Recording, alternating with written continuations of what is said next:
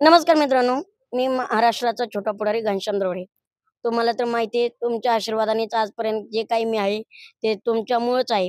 पण मित्रांनो, काय होतंय समाजात वावरत असताना काही खोडकर प्रवृत्तीची लोकं, आमचे मुद्दाम विरोधक, ज्यांची मला नाव माहीत नाही, गाव माहीत नाही, ते माझ्या मागं का लागलेत? माझं काय त्यांनी मी त्यांचं एवढं वाईट केलंय ते माहीत नाही, पण ते माझं काय वाईट करण्याचा प्रयत्न करत आहेत.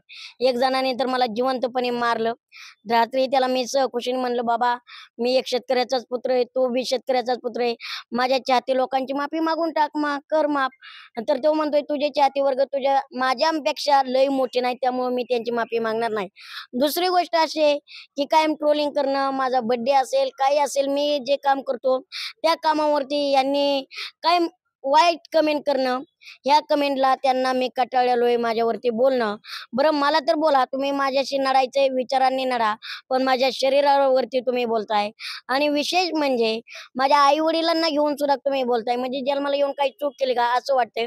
तर मी आता श्रीगोंदा पोलीस स्टेशनला साहेबांना कंप्लेंट दिलेली आहे आणि इथं सांगितलेलं आहे, जर 10 दिवसात जर रिझल्ट नाही लागला, त्या पोरांचं जर अकाउंट हँग वगैरे नाही झालं आणि माझी जर योग्य नुकसान भरपाई नाही दिली, तर मी 10 दिवसात येत्या 10 दिवसात मी आत्महत्या करणार आहे. कारण मी माझ्या ह्याला कंटाळलेलो आहे. म्हणजे काय म्हणू शकतो आपण, आता माझ्यावर कमेंट करणे आणि माझ्यावर बोलणे इतकं मला आता राहिलेलं नाही. कारण माझे घरचे सुद्धा माझी कमेंट वाचतायत ना, "अरे बाबा, तू एवढा काय गुन्हेगार आहे का? तुला का बोलतायत लोकं?" काहीही बोलतायत, आमच्या बहिणींना बोलतायत.